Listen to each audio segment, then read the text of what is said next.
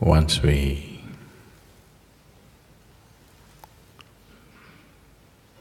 are born as human beings,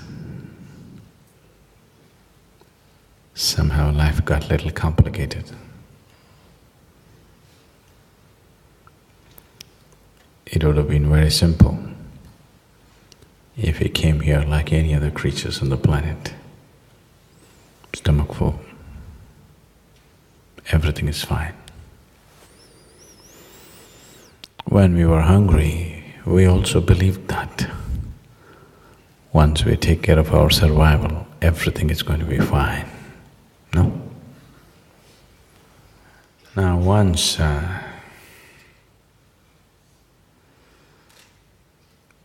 we realize somehow survival process is not good enough, there seems to be a need to do something more. Immediately, a whole industry, which we call as religion and spirituality, sprung up. All kinds of people trying to tell you what you need to do to fulfill your life, or how you can never fulfill your life but you have to go to heaven.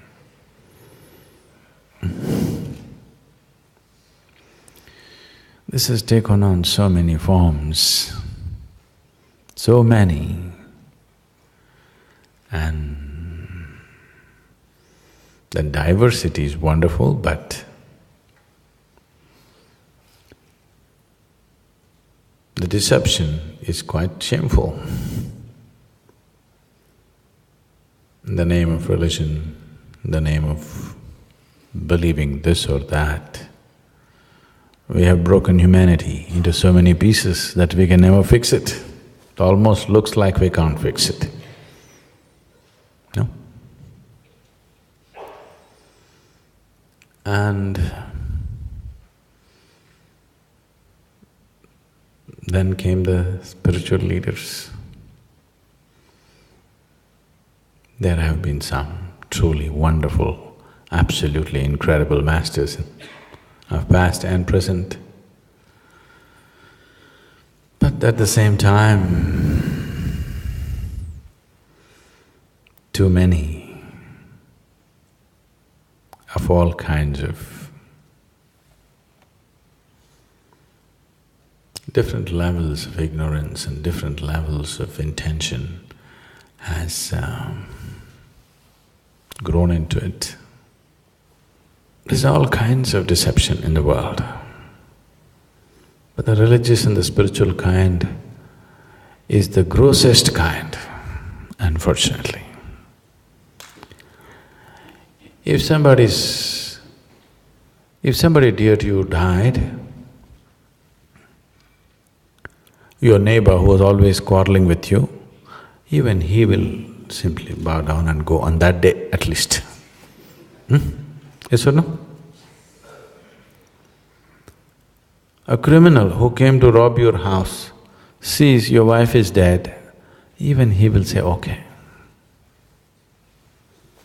A politician who's quarreling with his opposition all the time, when somebody dies, even he goes.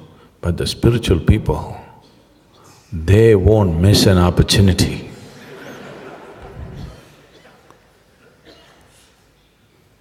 Somebody is dead who's dear to someone, and that moment they want to use. Even a common criminal wouldn't do that, isn't it so?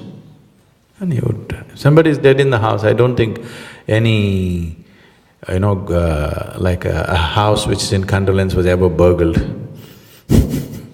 Usually it doesn't happen, even he avoids it. So, it becomes extremely important to present the spiritual process in its proper light for what it really is. On a certain day,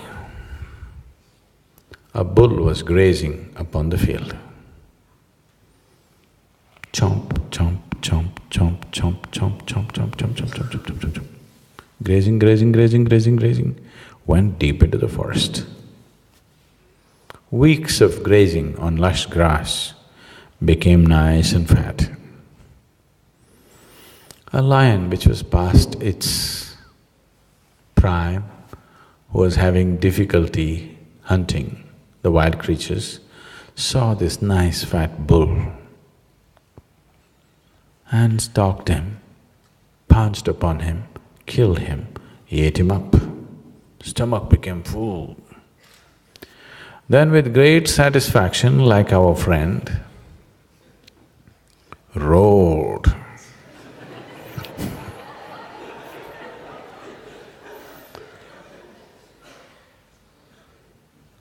There were a few hunters passing that way. They heard the roar. They tracked him down and shot him dead. The moral of the story is, when you are so full of bull, you should not open your mouth.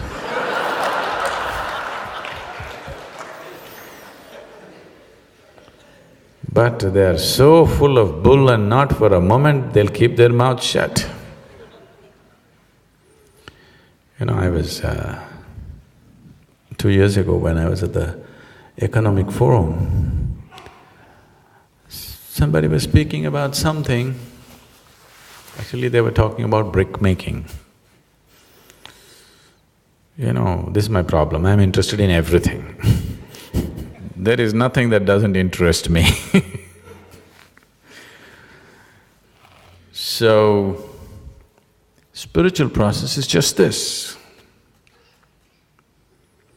a deeper involvement with life, much deeper than people would ever imagine. Not just living the surface, living the core. This is not some bull that you read in some book. This is not some nonsense that you received from somewhere. This is going to the very core of life. And you cannot go to the core of life unless you are willing to pay attention to the detail of life. Nothing in the existence will yield to you unless you pay attention to it, isn't it? Yes? Women are all nodding, men are not saying anything. Women are all saying…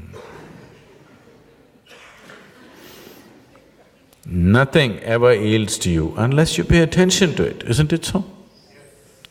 And nothing ever cannot yield to you if you pay enough attention to it. The creation and the creator has to yield to you if you pay substantial attention to it. So, if you are willing to pay substantial attention to something, everything will yield. I was just telling them, you've heard of Andrew Carnegie? Have you heard of Carnegie? Carnegie in 20th century became one of the richest men in America in a very short span of time, in a single generation, just himself. So when, as a young man, he got into business and his business started multiplying at a phenomenal pace. He started making money at a pace that America had not witnessed till then. So naturally, the administration got suspicious that he may be doing some criminal activity to make so much money. They put his business through the scanner and they couldn't find anything wrong. Then they set up an inquiry for him. A group of congressmen were conducting this inquiry, and then they asked, "We have looked through your business in every possible way and we don't find anything wrong. So how is it that you make so much money? What is this?" So Carnegie said, "See, I can keep my mind focused on something for 5 minutes at a stretch. 5 minutes, I can keep my mind focused on something. Can any one of you do it?" They all said no. And they actually set up some experiments. None of them could keep their mind focused more than a few seconds. Then he said, you should not be running United States. Nothing yields unless you pay enough attention.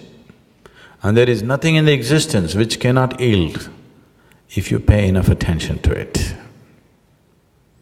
So spiritual process is just about paying attention to life, taking this attention deeper and deeper, where not just the creation, the very source of creation becomes a living reality for you. Even the source of creation has to yield. There are beautiful stories in India about how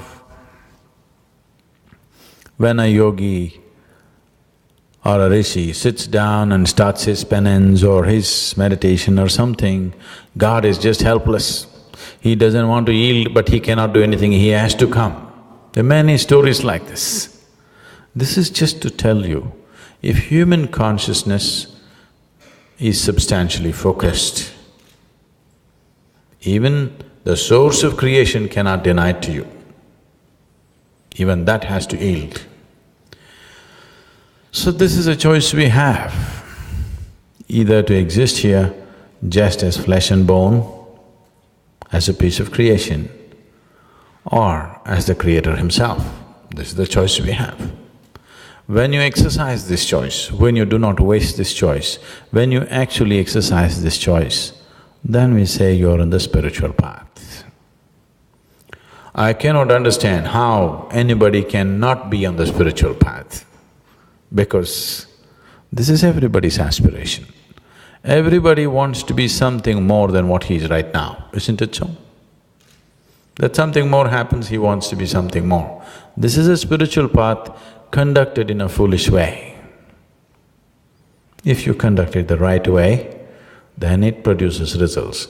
Otherwise, you will die as an aspiration. Most people die as an aspiration, unfortunately. Very few people die as a realization. An aspiration is good as a starting point, but an aspiration is not a good thing as an ending point, isn't it so? No? Yes? An aspiration is a good thing as a starting point. An aspiration is not a good thing at the closing point. Closing point should be realization. Beginning point is aspiration, that's okay.